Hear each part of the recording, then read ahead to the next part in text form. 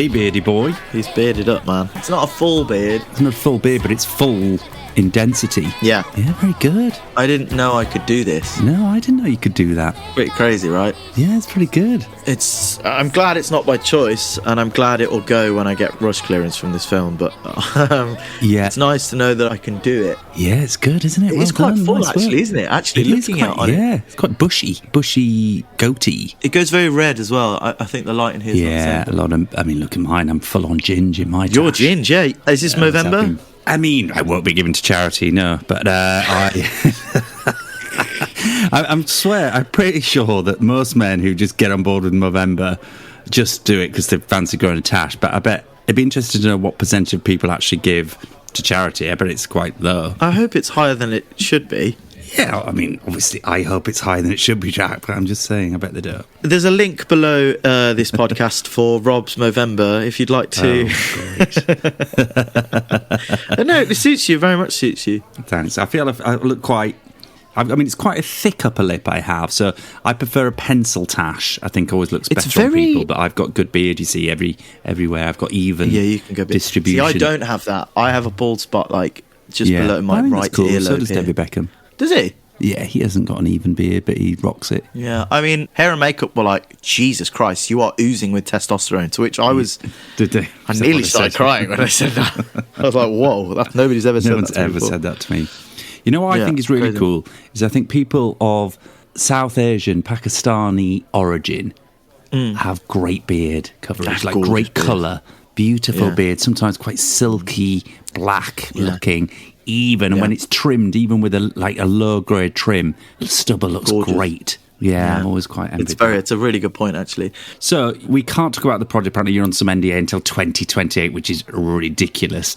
But you've been making a movie, which is great, and obviously because of that, it's a high profile, which people know has been made. So it's a stupid thing anyway. But did you have a nice time? I had a lovely time. Did you? Everyone was amazing, and it was just great. All the people involved were absolutely gorgeous and amazing, and it's going to be a really cool film.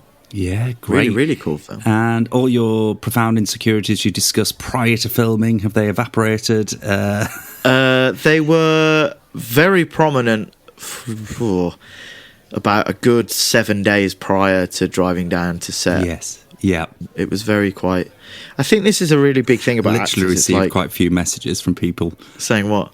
Is Jack all right? Really? Yes. Did you really? Oh, yeah, I did, including my dad, my friend Bob, someone else messaged going, is he all right? That was a bit of a therapy session, wasn't it? He was. It was, yeah. No, he was struggling. And I think it kind of highlighted, like, we have to go from, like, 0 to 1,000 miles an hour at the drop of a hat. And it's exhausting and stressful and taxing. I'm not saying that acting is a great skill. It is a great skill, but life skill.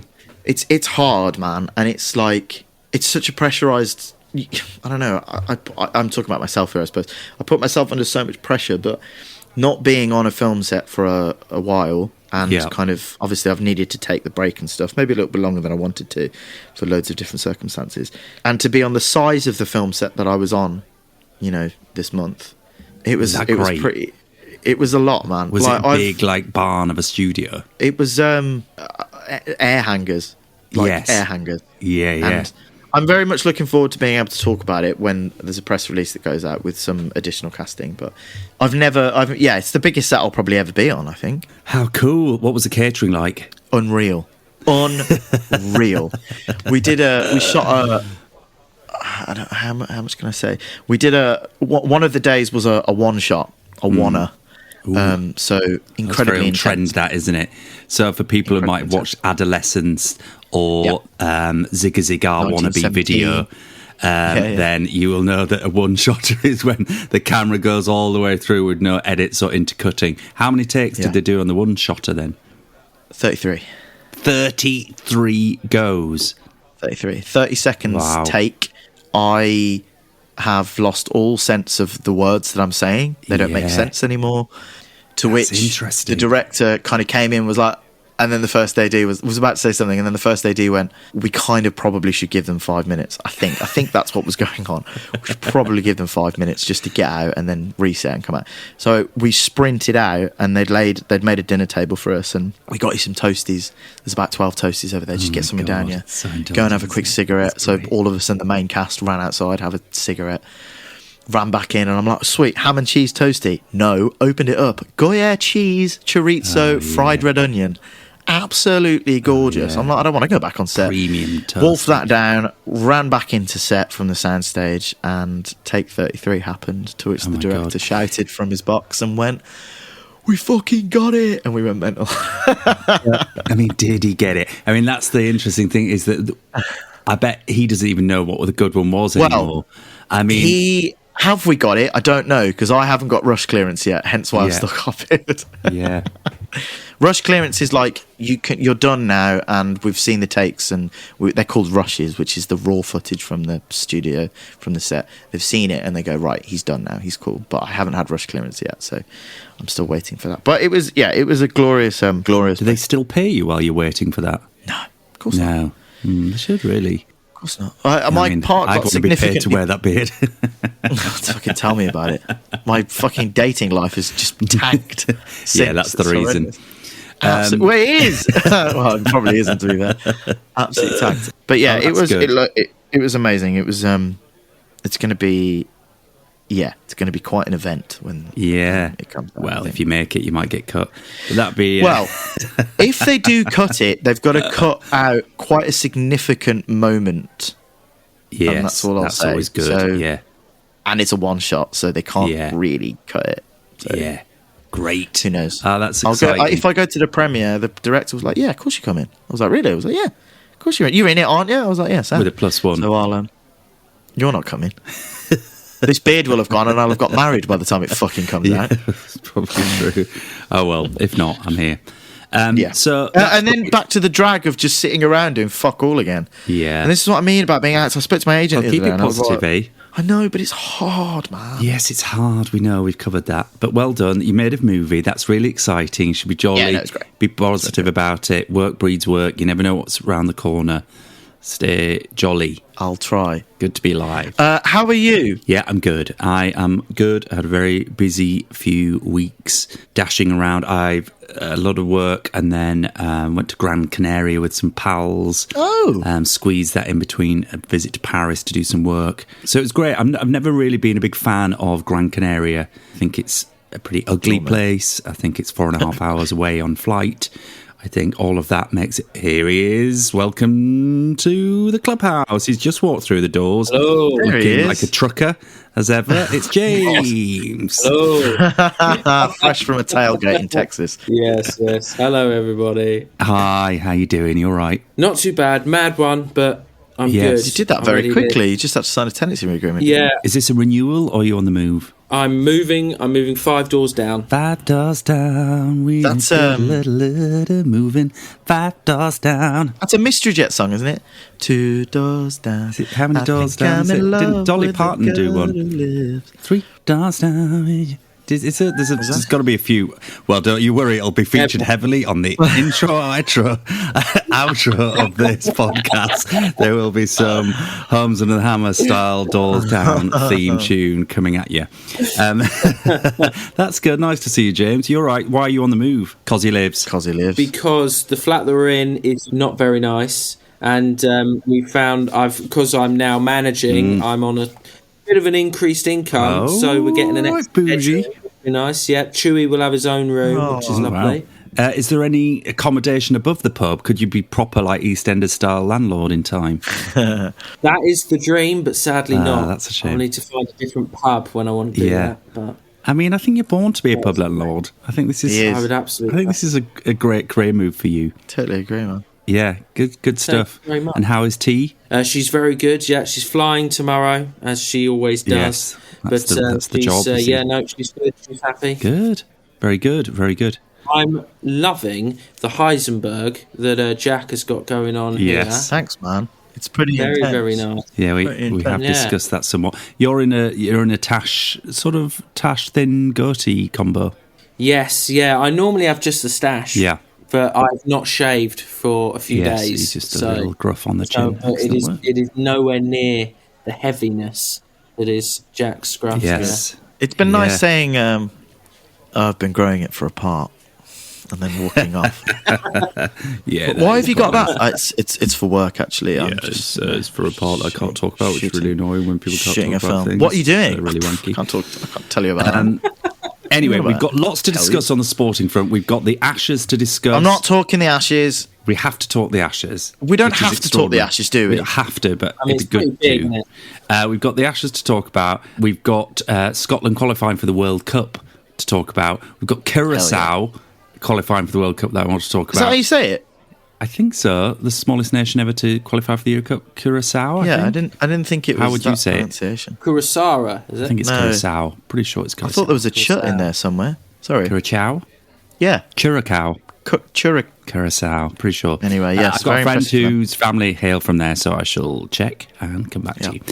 So we've got all those things to discuss, but we were mid-talking about me. Yes, I was in Gran Canaria, and I don't really like Gran Canaria. It's ugly island. It's 4.5 hours flight to arrive in an underwhelming destination. It's far. What I did enjoy was the weather.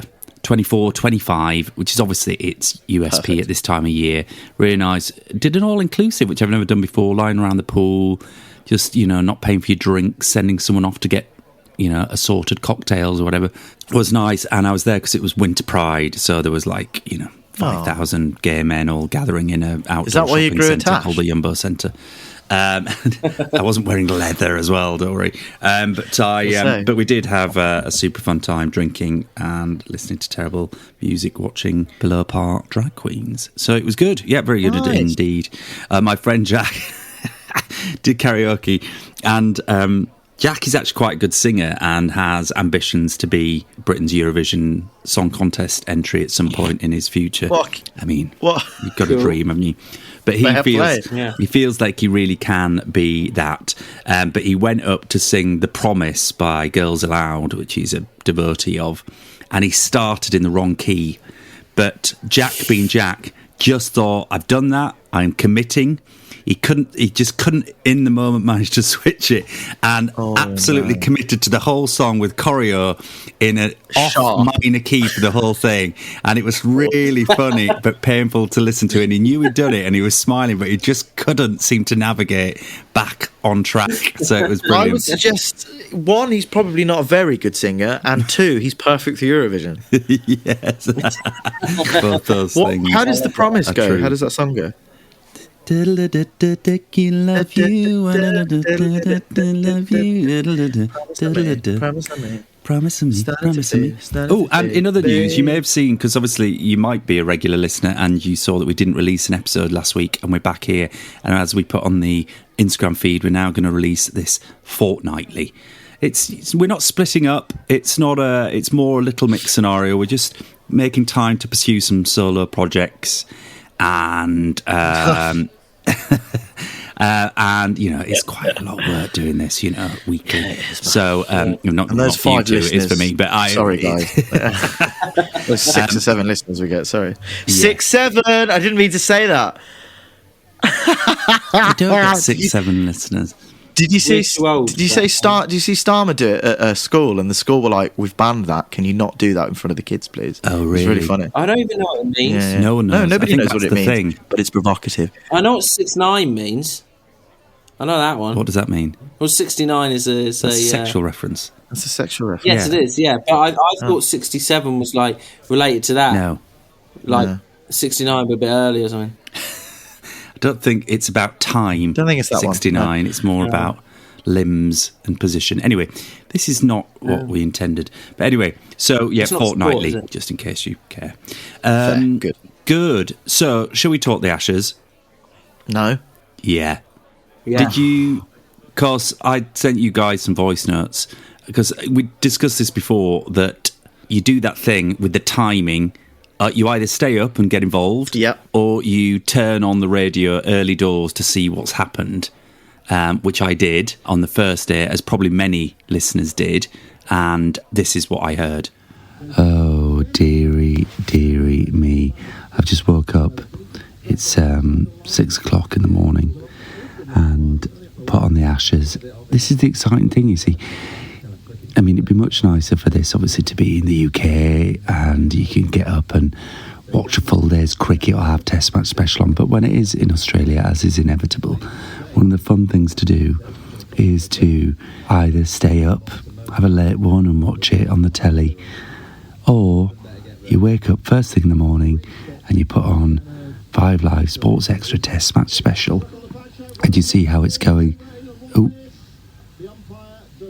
it's an appeal. But I've just woke up, and the first words I hear were Michael Vaughan saying, well, that's England all out then. So they've been playing for 4 hours and they're all out. Great. What a start.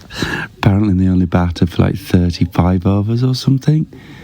And they're all out, and Mitchell Stark has taken 7. Well, you know all this by now, but wow. What a start to the weeks ahead. It's sort of depressing and amusing. Michael Vaughan says it a lot, doesn't he? He talks about Bazball with brains is fantastic and almost undefeated, but they brought the Bazball but didn't bring the brains. Anyway, England are underway, bowling now to Australia, and in fairness to them, they have appealed on the first ball of the innings. I'm just listening, it's gone to the third umpire, and he's out. Second ball of the innings. So maybe it is just a terrible pitch. Maybe all my cynicism will be proved wrong, and it's a really challenging pitch, and the bowlers are going to go mad. Maybe it is optimism, hope, springs. 0 for 1, or as Australians say, 1 for 0. Sound really tired, don't I? Yeah. Did you get up and listen to it? When did you first encounter it? Can I just say, your bedroom voice is just, I was like Sexy. Lost. I was hypnotised by it, if I'm honest. Yeah, it's very soft spoken. Gorgeous. I like it. No, I've been very, very not, obviously I've been really busy, so I've been very, very not sort of keen and interested in it. I've only caught up on a lot of it, but the main thing about it is I am livid with the English cricket team. I'm actually, this is why I don't want to talk about it. I'm fuming. It's absolutely appalling how bad that was. Embarrassingly bad. It's absolutely embarrassing. After the first innings, I'm like, okay, it's the pitch. The pitch is just shit, and you can't play on that pitch. Fine, whatever. Then Travis Head just appeared. Yeah, because we came back, and by the end of the day one, it was really hopeful. Really hopeful. Yeah, I'm like, okay, sad. We'll write that off. Both teams are nervous, whatever. Then we just did it again. And Travis Head just turned around and went, actually, no, this pitch isn't that bad. I was just a bit nervous beforehand. Here you go. And just fucking batted out of his fucking skin. It's embarrassing, man. Embarrassing. Test cricket is supposed to last for 1 million hours, and you're supposed to sit there. I feel so sorry for those fans. And it's ridiculous. Well, a good thing that the Aussies have done, because obviously it only went to fucking stupid amounts of days, they've obviously overstocked the stadium of food and water and drinks and everything. Oh, yes. They've made the biggest donation in, like, Australian history for food and all that kind of stuff to, like, homelessness. Have they? That's good. Because obviously, well, too right. The Aussies are like, yeah, we're legends. I hate them, but that was really nice. I'm fuming.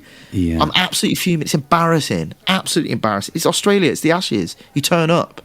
So, ridiculous. 2 things. What do you think, therefore, of their refusal to then take part in this pink ball 3-day game that's taking place prior to the Brisbane Test? Australia saying no to it. England are not doing it. They're sending England a... Good. I hope. Yeah, good. I hope they're all getting absolutely battered by Baz McCullum and Ben Stokes just shouting at every single one of them for 5 days straight, so they feel shit. I hope they go and see all the fans that have paid thousands of dollars to go over there as well. So what you're suggesting is that this is a willful rebellion to sensible test match play. You think this is it's not a collection of poor mistakes and choices. It's been a conscious, like, fuck it, we think we know better. No, I don't think it's that. I just think it's poor sport. It's poor cricket. If you're going to play it, play the game properly. Like, it's not about the tactics. I don't care about the tactics. Bazball has worked in the past. Whatever, I don't mind it. But if you're going to do it, make sure it works. Show up when you can do it. You can't be making stupid decisions at the crease. And like, Bazball isn't just about making aggressive decisions at the crease. You can be aggressive and not be shit at the same time. You know what I mean? And on a pitch like that, why didn't anyone go, let's play a bit more defensively for the first 20, 30 overs today, and then see what we can do into the later stages of the day? And it's just ridiculous. The Australians didn't even bowl that well. I mean, Stark bowled great, didn't he, in the first innings? Well, 7. How many wickets did he get? 7. Yeah, but that pitch is crap. So all you need to do is just put your bat in a right position. Oh, don't get me started. It's ridiculous. Crap. I'm fuming. They were shit. They were fucking shit. So what does it mean for the rest of the series? I'm not watching it. Next question. Can we talk about something else? No, I mean, because it's on TNT Sport. Since when did Sky not have all the cricket? Really annoying. Don't get me started about it. It should be on BBC. Yeah. Don't get me started on this, honestly. Oh, have you got it in the pub? No, we can't. All of these sports from TNT, I can only play what's on BBC or ITV, and they never have anything that's worth watching. You haven't even got Sky Sports in your pub. You do not understand how much it costs, Jack. It costs so much money. That is like an integral part of a pub. I know, but doesn't it bring in the crowds? Yeah. That's the point. Not enough. We're a community pub, right? So that we're not like right in the centre of Brighton, so we can't. It's ridiculous. It's like $2,000 for like 6 months. Is it? Yeah, I know that is expensive. We wouldn't get enough into warranty. Well, do you know what? You should get in touch. There'll be a Sky Sports pub team, sales team, and you should say, "Listen, I'm new in role. It's a lot of money. Yeah, I don't know if it's going to be worth it or not, but I'd like to experiment. Can we just have a little deal? Try, see what it's bringing in extra." And negotiate. They're always up for a chat, these people, you know. Yeah, I do want to try that so much. Call any of these people and say you're quitting, and you'll get a totally different deal. I do it every year with Sky. That's a good idea. There might be an easy one to get in, like a promotion to get in. Anyway, the cricket. I mean, how do you see it? Are you happy with what's happened? I'm sad that, credit to Test Match Special and Violet, because they're doing all sorts of things to give you access to it. Like, you can see the wickets immediately, which is great. Obviously, you're one must love Alex Hartley.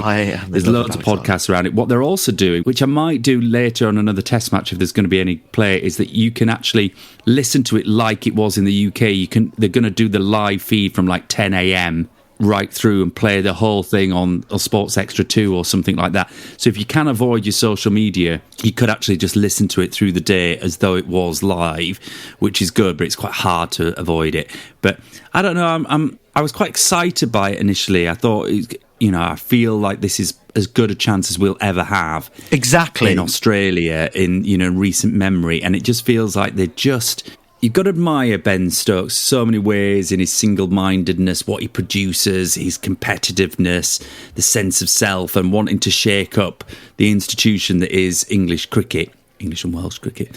But I feel it does drift into this we know better slight arrogance at times. And when it gets called out, which I think that is what happened, is that I don't think people get coach might say I have no idea, but my sense is I don't think when people make a mistake, someone goes, what could you have done differently there? I think they all get behind each other and go, yeah, man, just go out, be yourself, be free, do whatever you want, rather than actually deconstruct what they could have done better. And so they don't seem to learn. That's what's frustrating. I will respectfully disagree with you there, because they will be doing that. They're a professional. Yeah, 100%. They'll be sitting in rooms with like the amount of technology, and they'll be watching videos back. They'll be doing. Then why are they doing the same things? Because they're idiots. That's what I mean. They're idiots. They should be doing things that are different. It's about reacting to what's happening in front of you, and they've got one answer to it. It's not the arrogance of like, oh, actually, we're going to stay and do this. It's the fact of like, no, this works, and it doesn't work. It was like, oh, we trust in the. It's like, do you know what's a really good example? And I'll talk about it. Albion at the moment, we're playing crap, but Amarin at United, they're playing crap. It's like, we're going to do it my way, and it's not arrogance. It's just I believe fully that this is going to work, and we're going to. And one day it's going to work. It's like, no, it's about being adaptable. It's about being, what's going on in your surroundings, who you're playing that day, blah blah blah. He should have seen the pitch that first day and gone, right, we need to just sit back a little bit for 20, 30 overs, frustrate them, get in their heads a little bit, get Ben Stokes in, and then when they get into the middle order, then get into Bazball again. But they're just clueless. They just didn't know what the hell they're doing. There's no intellectual going on. I don't think it's arrogance. I just think it's stupidity. But that, I've got to respectfully disagree that they're just clueless. I mean, that's not the reason that they're failing, because they're clueless. Well, they are clueless because they got absolutely skittled.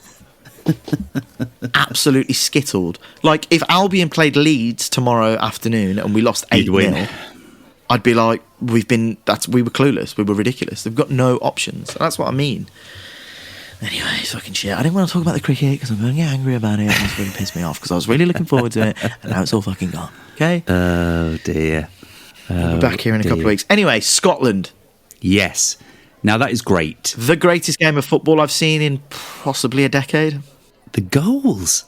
Oh my God, what a game. I finished shooting that day, and I was put in a hotel that night, so I checked into the hotel, and luckily there was a lovely little village pub next to it, so I was like, sweet, nice. Go in. Weirdly, thank God Did they pay for Sky Sports? Thank God they paid for Sky Sports, even though it was on BBC One. Anyway. It brings in the money. Yeah, it does bring in the money. And it was rammed. Anyway, so I'm walking there, I'm sitting there, and I ordered scampi chips and mushy peas and tartar sauce. I got a Diet Coke because I was at work early the next day. And I was like, this is great, bit of an atmosphere. And then lo and behold, 2 tradesmen from Glasgow walked in who were down here for work. And honestly, we watched the game together, and it was absolutely brilliant. Unbelievable. They were going skits. I mean, as you would, obviously. What a game of football.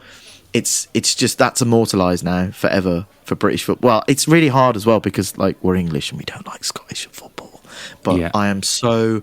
It was just an incredible game of football. I mean, McTominay scored an overhead kick in the first 3 minutes. Epic. They had an earthquake as well, Hampden Park. Did they? They're bouncing and it registered on the Richter scale. But I think, I mean, they sing one of the Scottish chants. I'm half Scottish, by the way, so I now will have 2 teams at the World Cup. They sing No Scotland, No Party, right, is one of the songs. And they will bring the party. I think it's going to be... This is why I mentioned Curaçao. I think having teams like Scotland, like Curaçao at the World Cup will really turn what could be the most corporate, bland, Americanized World Cup ever. They are going to bring the party to American cities. I think also Scotland being there from a Trump point of view will be really good. He'll get behind that. He'll claim his Scottishness. And I think it could be really exciting. Oh, yeah. Can't wait. I think it'd be brilliant. And, you know, I've mentioned before, I've got the possibility of getting some tickets to the World Cup next year, and it's really on my radar for a big birthday next June. But I've been hesitating about the whole supporting America in a sports endeavour thing. But now I think that makes it really, really attractive, the idea of Scotland being there and trying to get to a game of theirs. Yeah. I think, but also then I was thinking, how cool to actually go to Curaçao during a World Cup game when they are on the telly, and being on that island when the whole island will stop and they'll all crowd behind TVs on beach bars, and that to me is really attractive as an idea. So that's in my head. So I can imagine doing that. And I've got a friend who lives in Amsterdam, Marciano, who's got big links with Curaçao with his family and friends, and as many Dutch people do. And so that could be really, really, really exciting, I think. And the draw, of course, is next week, November 5th. It is, yeah. December it is 5th. next week. Oh, hold on, that's today. When this comes out, it's today, isn't it? It's Friday. This comes out on the Tuesday. That is later this week is the draw. So I do need to book some flights this week if I'm going to go, because they will go up when the fixtures are in, aren't they? Hell yeah. It will go up a lot. I don't think I get your optimism. I don't think that's going to overshadow what is going to be quite a horrible little tournament in America. Yeah, but we thought that about Saudi Arabia and thought Rob, thought that about completely different. Where was it last time? It's completely different. Qatar, I think, wasn't it? Qatar, yeah, and it was the best World Cup final ever, as we found out to our. I think. Can I just go back to Sky Sports in a pub? Did you say £2,000 for 6 months, James? Something like that, yeah. About that. So that is about £330 a month. So that is a tenner a day. How much do you make on a pint? God, I've got to do a bunch of maths now. Let's see. £2, £3 on a pint? 160 quid a keg. Keg's got 88 pints in it. £2. Yeah, about that. Yeah. So you need to 5 pints a day because someone's been into sport, and you're even. It's worth thinking. It's worth doing some maths. Rob, that was very good. I mean, if I went with a mate, we would easily get through 3 pints each watching a game. 100%. Just 2 people watching. Yeah. Now, I know sport isn't on 7 days a week, so you might have to load that on your weekend. But you think, like, on a Premier League Sunday, a bit of golf going on, a bit of rugby, all that. My local pub in my hometown sticks on the football Sunday morning, and then it just plays all the way through the day. They do hot pork sandwiches for $5. They make an absolute killing. It's rammed every Sunday. Nice. Yeah, I might have to call the rep in the next few days. I think just plead, new enroll, just want to experiment, you want to try some things, you haven't historically had it, but, it'd be nice just to maybe have it on a trial basis, just a couple of months, maybe free of charge, 50% off, just see how you're making it, and then if you're in board, you'll be happy to sign up if it's working for you. There you go. But it's a commercial decision, James, get on board. Yeah. Grab those reins. Jimbo. I think you should need to hire him up, Jimbo. Do you work for Sky, Rob? I'll have to make the call. What's happened? What else is new? Leeds and Albion are both shit. Yes, it's tricky, I mean, I don't know if you've watched any of the games. I watched the Villa game last week where we really dominated the first half. We were pretty in it in the second half. It really opened up. It was end-to-end. It was ding-dong. We were totally at the game, yet again. We lose to a bit of quality from Morgan Rogers, and we're just with no points. And that's been our story so many times. The times we've had a win and it's got turned into a draw. That's happened 3 times in the last minute. Lost to Tottenham when we should have won that game at home. Yeah. And now we're in the bottom 3, and we've got, City will have played the weekend just gone. We're recording this before the game. And then we've got Chelsea, got Liverpool. Yeah, it's over. See you next year, mate. Farke could be gone. See you next year. Would you get rid of Farke? Will they panic? Yeah, I would. I think he's crap anyway. He's been crap anyway. Why has he been crap? He's won 3 promotions. How many times has he stayed at the Premier League? None. Exactly. There you go then. Horses for courses, mate. Got to stay in the Prem for courses. Don't get Sam Allardyce or anything like that. That'd be stupid. But yeah, I know. It's just, look, and the thing is as well. Like, I think Albion will be looking for a new manager in a few weeks, if not already happened if we lose to Birmingham tonight at time of recording. I thought everyone was in love with Ryan. No, bad times, man. But the pool of managers out there at the moment that's available, awful. Really, really bad. There's like, who were we sort of half linked with like a few months ago when we started to play shit? Like Alex O'Neill at Millwall. He ain't going to leave Millwall to come to Albion. And he's a crap manager anyway. Yeah, it's poor. It's really, really, really poor. Poor. Halesoe Town, a class. I'm absolutely loving non-league football. Yeah. They're storming up the league to be in the playoffs, which is great. Arsenal are going to win the league as well. Yeah, they are, aren't they? Yeah, which I'm very happy with. That was impressive, I think, against Spurs. Very, very impressive. Eza is just he oozes just class. I think he's going to be one of the biggest legends at Arsenal ever. Genuinely, he will be there for all of his career, unless he goes to somewhere massive abroad. But he's in love with Arsenal already. He's a London boy. Yeah, I think he's going to be an absolute icon at that football club. It's a dream start for him, isn't it? Yeah, man. Dream start. Absolutely love it. Any updates on the curling? You'd like to give us curling updates? Well, yeah. So interesting. I mean, post Eve Muirhead, who's obviously the skip for the women's team, we now have a new skip in charge who Eve has always tipped for greatness, and so the build up to the Winter Olympics is in motion. The men's team under Bruce Myatt are doing very well, and so we are really in contention there. I think our skeleton and bobsleigh teams are also potentially in contention as we approach Milan. We're within 100 days, guys, to the Winter Olympics, and it's 100 days today as we record this for the Paralympic Winter Games to start. So we really are building up to Milan Cortina 2026. In fact, I was looking today because I've told you I've got tickets. I've got tickets to the men's combined downhill final on Monday, the 9th of February. I went in the ballot a long time ago. I've got 2 tickets. So now I've got these tickets. I'm like, how the hell do I get to a mountain in Italy in February for a few days during the Olympics? That's a job for the Colonel, surely. It is a job for the Colonel, the camper van. I mean, I have Le Shuttle the Channel Tunnel have sent a Black Friday deal through to me, 20% off to book the shuttle. So I'm looking at that. It's just, obviously, staying in the camper van in February is not great. I have done it before. I've got heating, and I bought a quite terrible heated blanket the other day from Amazon. I got lured into a Black Friday sale. It's quite rubbish, but it could be good to have in the van.